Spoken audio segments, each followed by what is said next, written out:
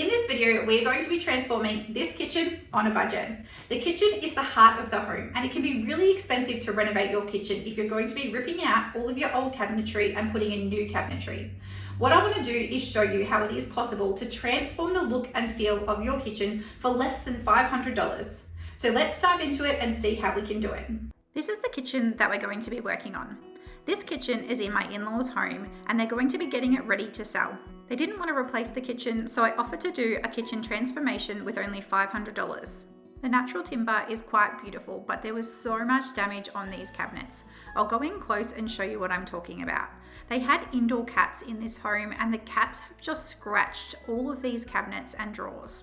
Because I was going to need to repair all of these scratches, it was then going to be really hard to keep this as raw natural timber, just because once I apply the wood filler, it does look really obvious where those repairs have been made. Therefore, we decided that we were going to paint all of the cabinetry.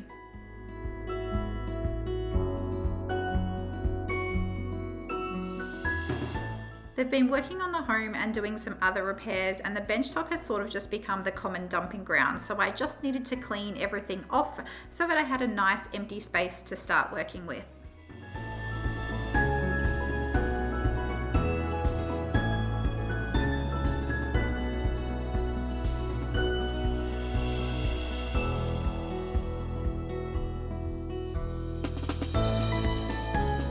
We've now cleaned out the kitchen, and we can get a bit of a deeper look and see what kind of condition we're dealing with. This particular kitchen is very low quality to start off with, and it's going to make it a little bit harder to renovate. Hopefully you have laminate cupboards on the inside, laminate shelving, and you don't have this raw chipboard look.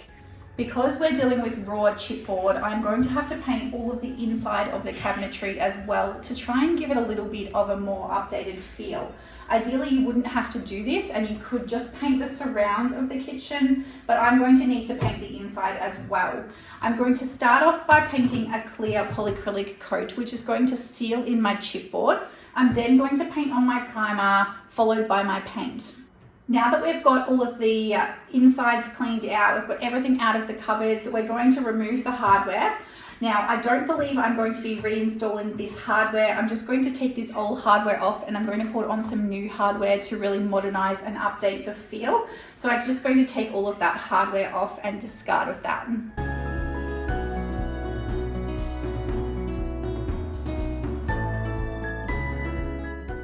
It's usually quite easy to remove the original hardware. However, I did have a few issues with a couple of the screws because quite a lot of them had rusted out, and it was really difficult to then get them to come out.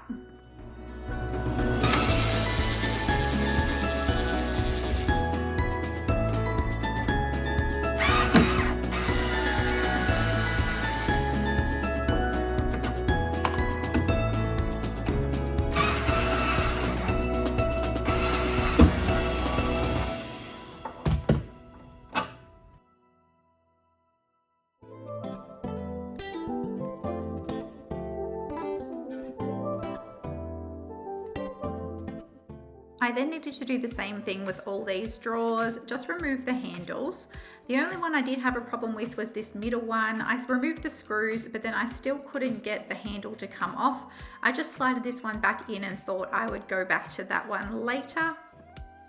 I removed the handles on the other drawers and then went back to the one I was having issues with.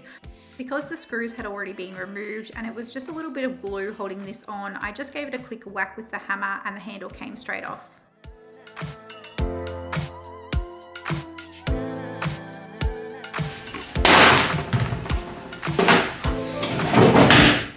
We've now removed all the hardware on the cabinetry, and the next thing we're going to need to do is remove the doors. I'm going to be taking the doors off site, and I'm going to be doing them inside the garage because it's going to be much easier for me to spray paint the door fronts.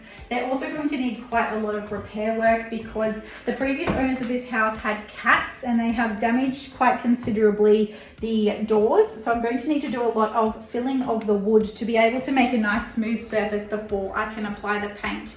I need to make sure that when I remove all of the cabinet doors, I number the doors because I need to remember which door goes where, because it is a bit like a puzzle. The door does fit specifically to a particular place, and if you remove all the doors and you don't know which door goes where, you may have a hard time getting them to fit right when you try and put the kitchen back together again.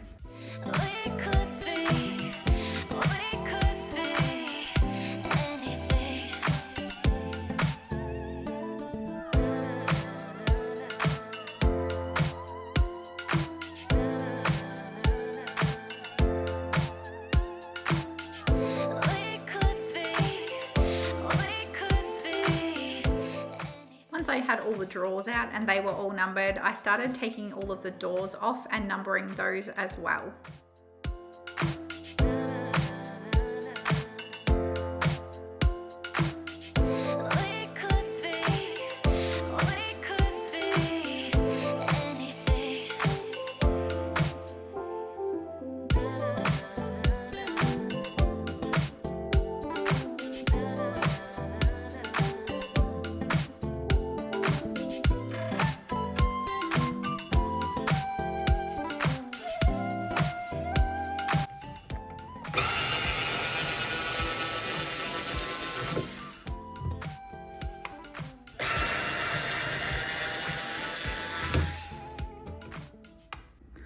So when you're numbering and labeling your doors, I've just stuck a number on the front here, which I'm going to remove when I'm painting, but I have also numbered here inside where the hinge is, because where the hinge goes, you're not going to be able to see that, but when you paint the door, you'll be able to just keep this number 4 here, or remember where that is so that you can keep track of which door goes where. Try not to paint over that. You could just leave a little section and it's not going to be visible once you put the hinge back on anyways.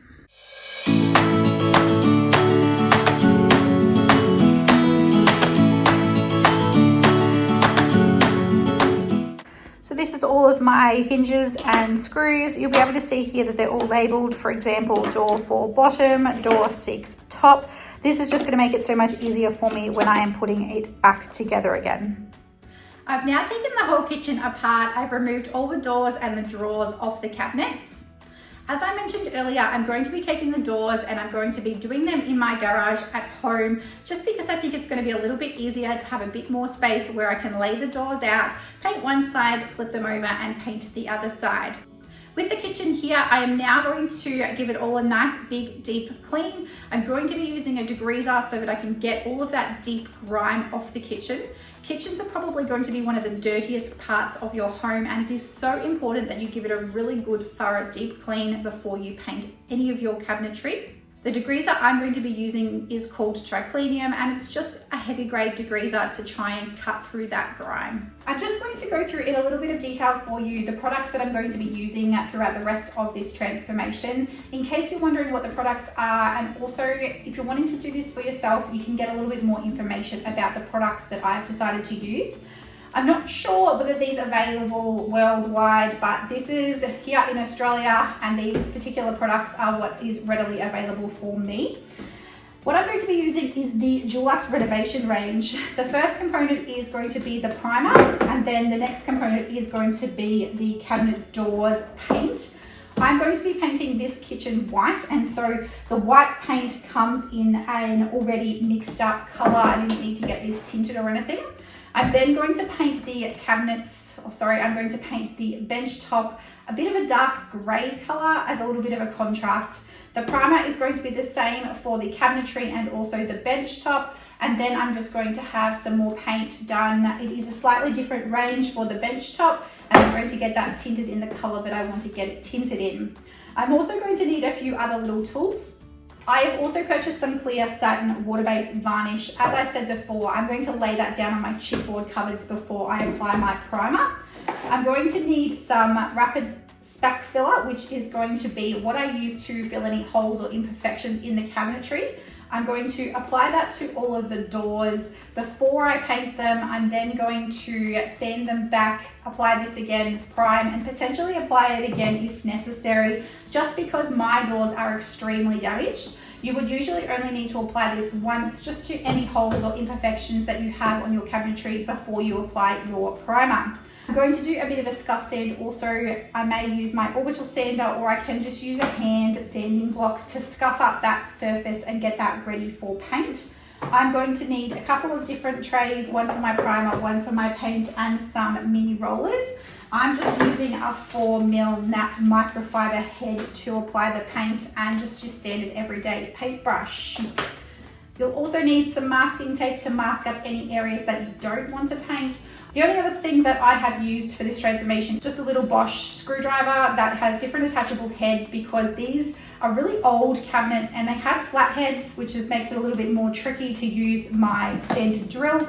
This is really handy to get into all the little nooks and crannies when you're removing hardware, or alternatively, you can just use a screwdriver as well. Let's dive in now and get to cleaning and clean up all of these cabinets because they are so dirty.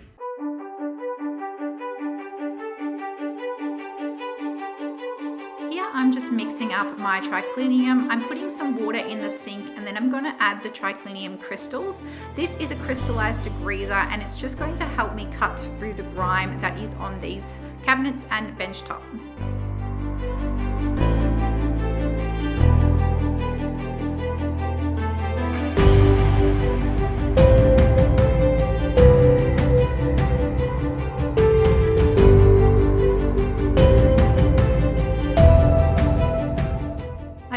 This same degreaser to give a deep scrub to the tiles, because we're also going to be painting these tiles.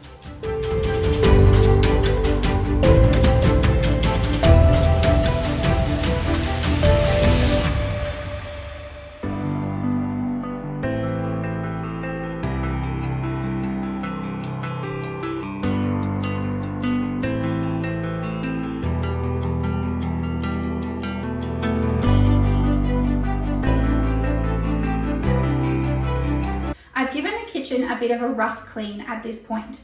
I've decided that I'm going to change things up a little bit just due to the condition of the kitchen.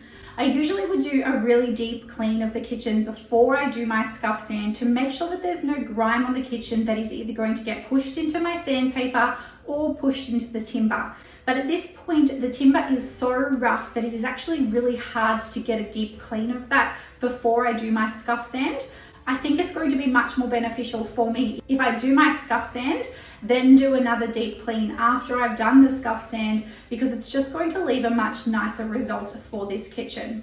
This is definitely not something that I would usually recommend, and I would suggest to you that you do your deep clean, your scuff sand, then clean a little bit again after that, just to remove any of the sanding dust that you have created. But if you do have a really rough surface that you're having difficulty cleaning with the degreaser, or that you're having difficulty cleaning with a wipe because it's just continuously getting caught, then you might like to do what I'm doing and do your scuff sand first. I've now scuff sanded the kitchen, and I'm going to do another deep clean. Sorry that I didn't remember to hit record when I was doing my scuff sand. I thought that I did hit record, however, it turns out that I didn't. But I'm going to show you what it looks like after the scuff sand has been done. Here's after I have done the scuff sand. You'll be able to see that it's got a bit of a chalky appearance compared to what it did before. It's just lifted a layer of that old varnish and all the timber dust up, and that's why it does have that chalky appearance.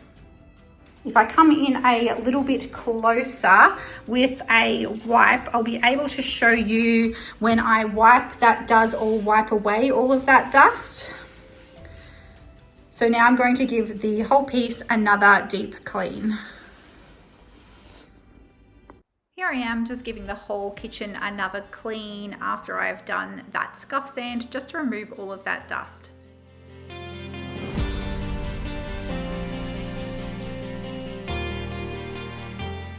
And the color of this water should tell you why we need to do our deep clean. The kitchen has now all been cleaned and it's looking pretty good. I'm now going to move on to some repair work. Up the top on the overhead cabinets, there's really not very much repairs that need to be done. They are actually in pretty good condition, but down the bottom where the catch scratches are, and also some other imperfections in the wood, I'm going to need to do a little bit of repairs there. You'll be able to see a few marks here, and then also the deep scratches that I showed you earlier, and I'm just going to get some Spakfiller out and start repairing these.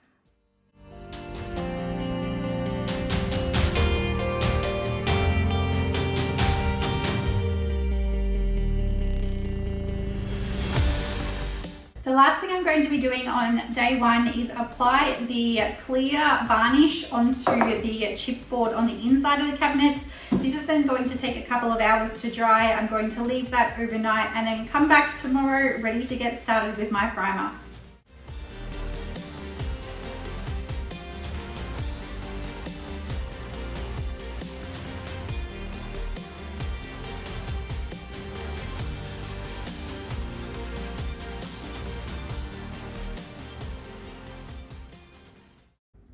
Here we are at day 2.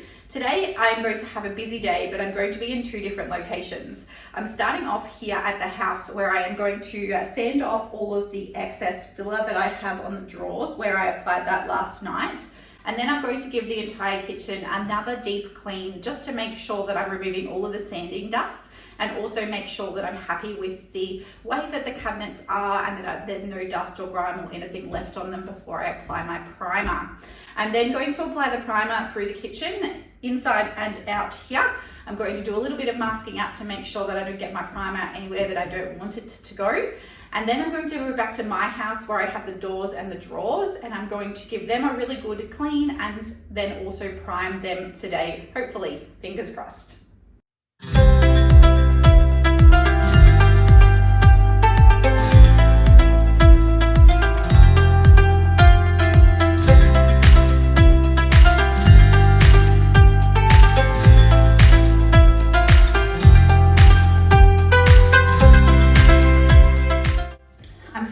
Because the prep work is now all finished and I am ready to paint.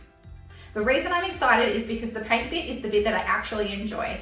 Cleaning is not so much fun. It is definitely a little bit laborious for me, and I've taken many hours to clean this kitchen because it was so dirty.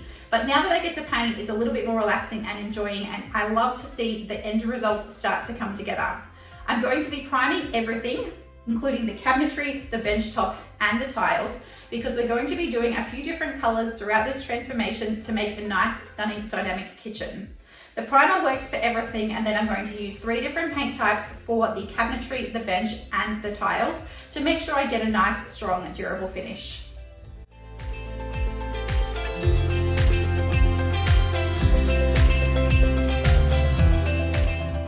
This primer comes in a 2-part mix. I'm going to open the tin of primer, and then I am going to take this little tube which is full of a hardener and mix that into the paint.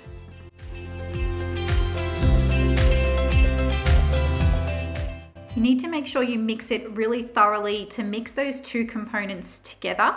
This is a really great solid primer, but you do need to have both components mixed together well so that the hardener is going to help the primer set and make sure that it is really durable.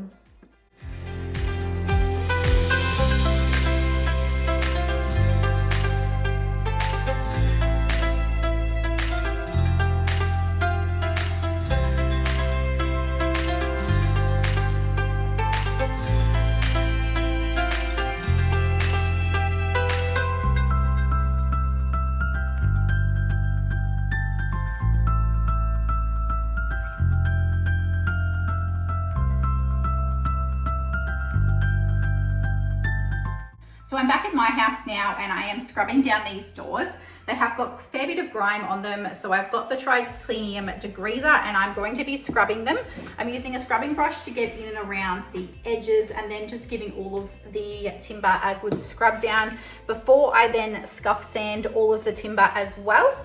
And then I'm going to do some repair work because quite a lot of these doors have got a fair bit of damage on them. So they're going to need to have a fair bit of wood filler put into them. We're also going to fill in these old cabinet holes and just drill a new hole in once they are all painted and ready to go.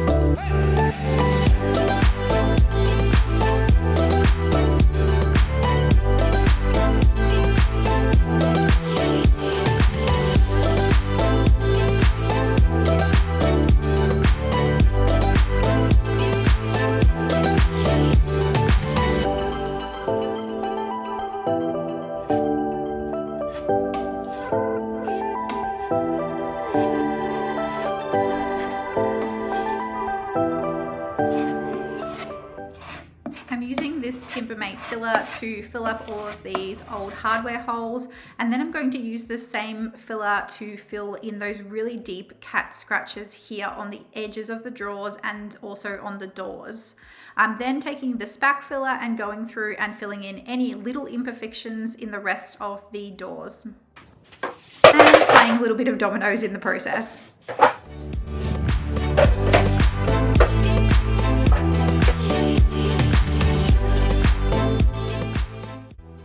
To try and disguise a little bit that the inside of the drawers are just fully made of chipboard, I'm taking the Spakfiller and filling in as much of that chipboard as I can before I paint it. Here we are, it is now day 3. I didn't get as much done on day 2 as I wanted to. I got to the point where I had patched all of the holes and imperfections, and then I left them to dry. Today we're getting started with sanding off all of the excess from these wood filler and Spakfiller before we get into priming of all of these doors and drawers.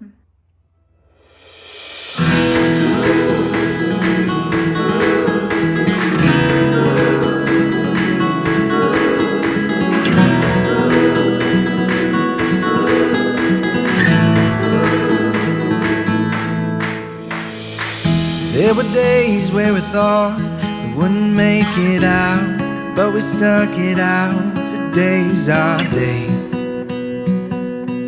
Today's our day. There were nights we would fight, no end in sight, nothing was right. Tonight's our night. Tonight's our night. I'll fight for you until this life is over. There's no giving up here, babe. We'll make it out and fall in love tonight.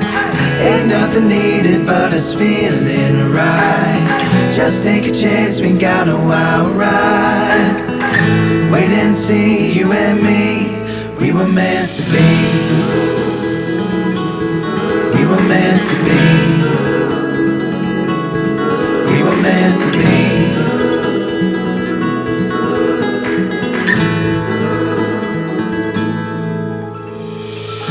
There were times when we found it, fell back in love. The best still to come. Our time is now. Our time is now. I'll fight for you until this life is over. There's no giving up here, babe. We'll make it out and fall in love tonight. Ain't nothing needed but us feeling right. Just take a chance, we got a wild ride. Wait and see, you and me, we were meant to be. We were meant to be. We were meant to be.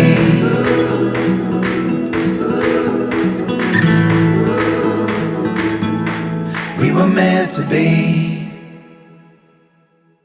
So I sanded off the excess, I cleaned it all down again with just water the second time. I then started to apply my primer. I've applied the primer on one side of the doors, and then I'm applying the primer to all of the drawers, including the inside. When you're applying the primer, you don't need to be quite as careful as when you're applying the paint, but you still want to try and make sure you don't have any drips. I then flipped the doors over and applied the primer to the other side of the doors.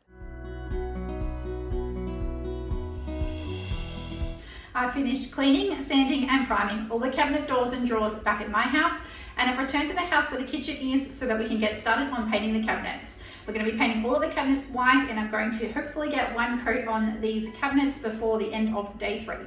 Before I apply the paint, I'm just going to go over with a 400 or even a 600 grit sandpaper and just do a really light sand just to smooth out any imperfections in that primer. Give it a quick wipe down with a microfiber cloth, and then I can start painting.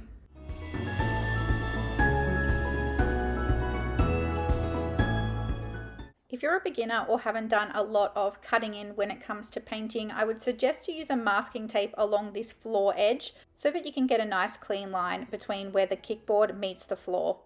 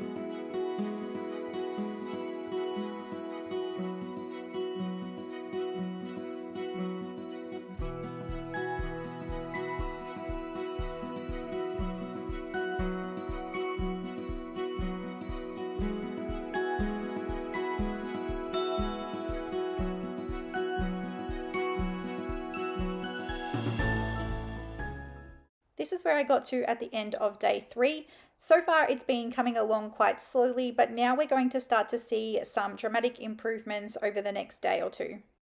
Here we are on day 4. Today I'm starting off at my house to paint the first coat on all of these doors and drawers.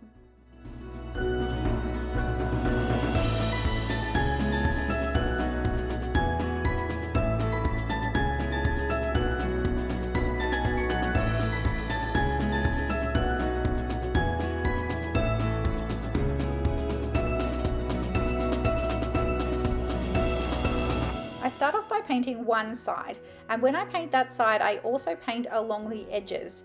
You just need to be careful that when you are painting on your white paint or whatever colour you've chose, that when you're applying with your paintbrush and your roller you check the back for runs. This is really only going to be relevant when you are painting those edges of the doors, because as you paint the edges, often paint gets pushed onto the back side, and if you don't lift it up and check it and use your paintbrush just to smooth out any runs, it will look quite ugly when you have your doors with those run lines.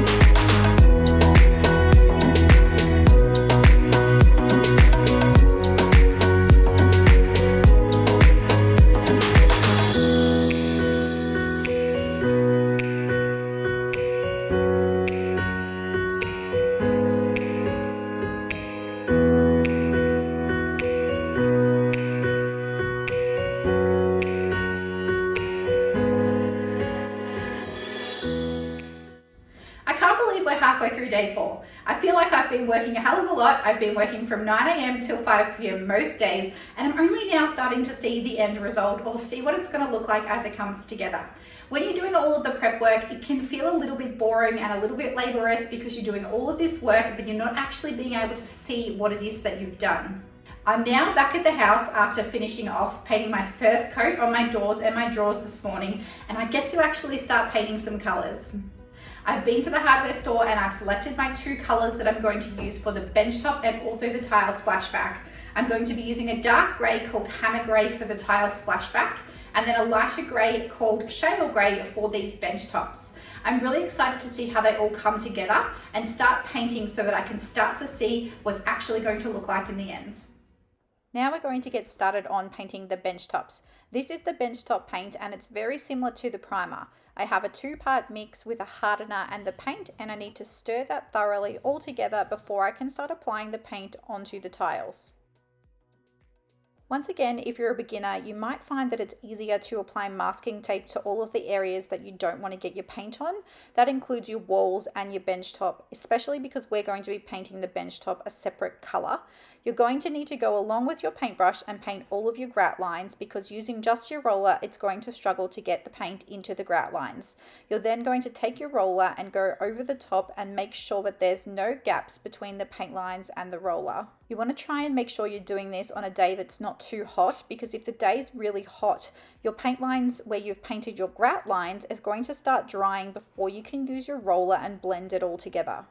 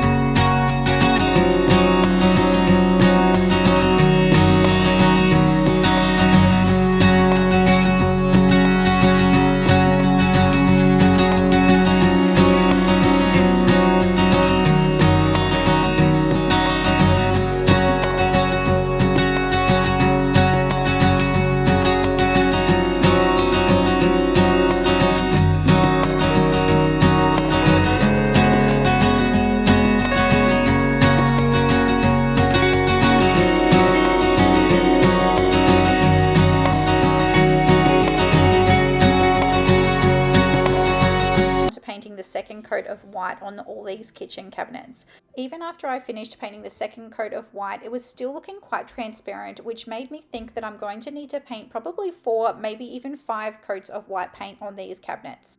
But while my white paint is drying, I'm going to move on to the bench top. This is a very similar paint to the primer and also the tile paint. I've got a 2-part mix with my hardener and my paint. Once it's mixed all together, I can start to get rid of this yucky mustard color and apply this grey paint to these bench tops. It's now day 5 in my kitchen transformation. Can you believe it? It has actually gone really fast. I'm super excited because, as you can see behind me, the kitchen is starting to come together and take shape. Today here on day 5, I'm going to be painting a second coat on the bench top, the tiles, and a third coat on the kitchen cabinets. If you're doing the kitchen transformation yourself, you will find that it is going to take quite a few days to get the process finished. This transformation all up is going to end up being 6 or 7 days for me, and that's working full days. You might find that you want to spread your project out and do a little bit each day and just take your time with your transformation. There's no rush unless you have a specific time limit that you need to get everything done by. We're trying to get this house done so that it's ready to sell, and also because I've got so much other work that I'm going to be working on as well. So we're wanting to get the kitchen done within a week if possible. It's actually really hot here today, so I'm going to get stuck into painting so that it doesn't get too hot that my paint gets really sticky, because you really don't want to be painting when it's a really hot day.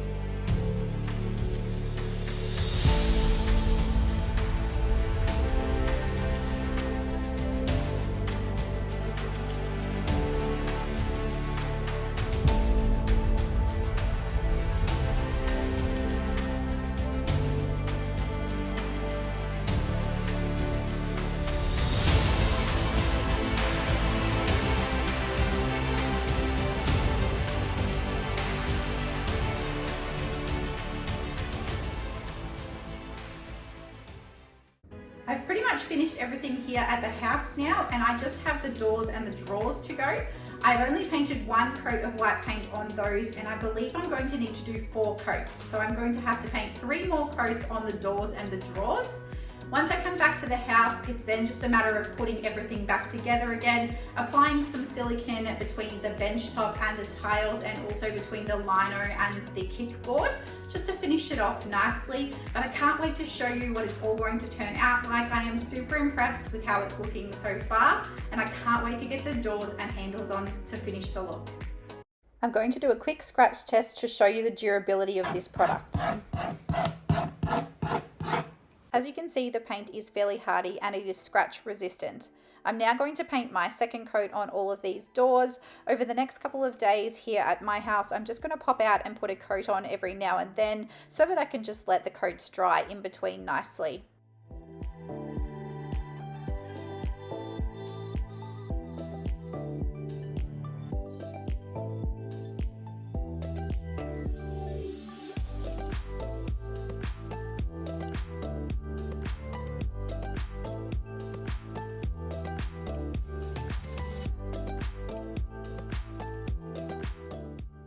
Now that I've finished painting the doors, it is time to drill the new hardware holes. I'm just measuring here so that I can get all of the hardware holes in the same spot on each of the doors. Be sure to double check your measurements before you drill your holes, but once you've got your measurements and you're happy with where they're located, you can drill those holes.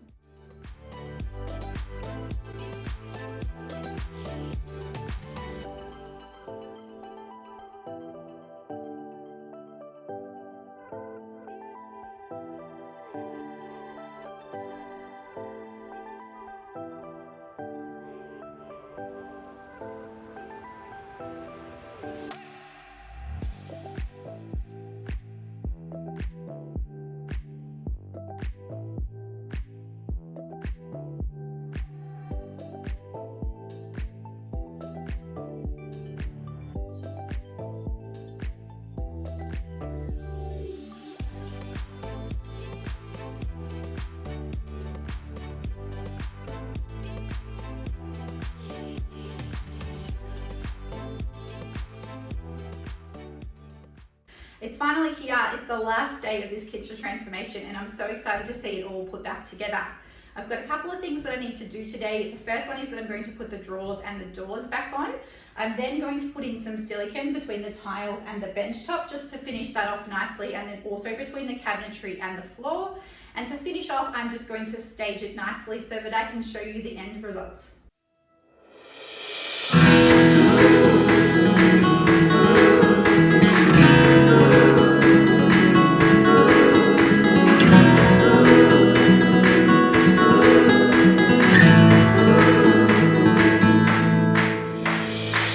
There were days where we thought we wouldn't make it out, but we stuck it out. Today's our day. Today's our day. There were nights we would fight, no end in sight, nothing was right. Tonight's our night. Tonight's our night. I'll fight for you until this life is over. There's no giving up here, babe. We'll make it out and fall in love tonight. Ain't nothing needed but us feeling right. Just take a chance, we got a wild ride. Wait and see, you and me, we were meant to be. We were meant to be. We were meant to be.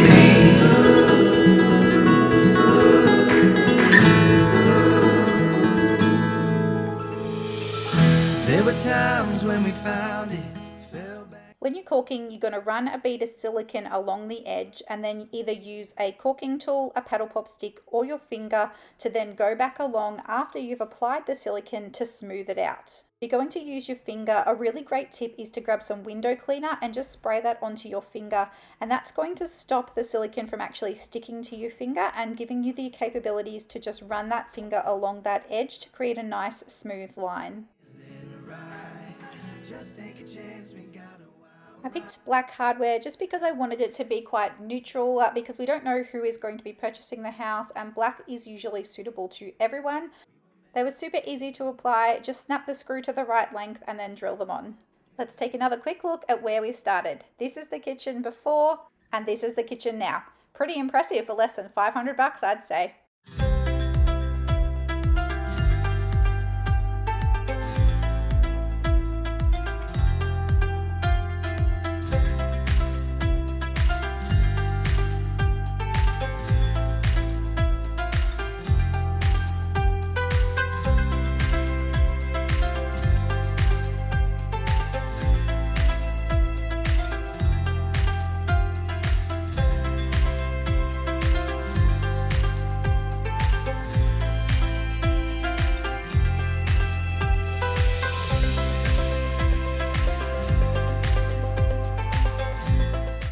And there you have it, the $500 kitchen transformation.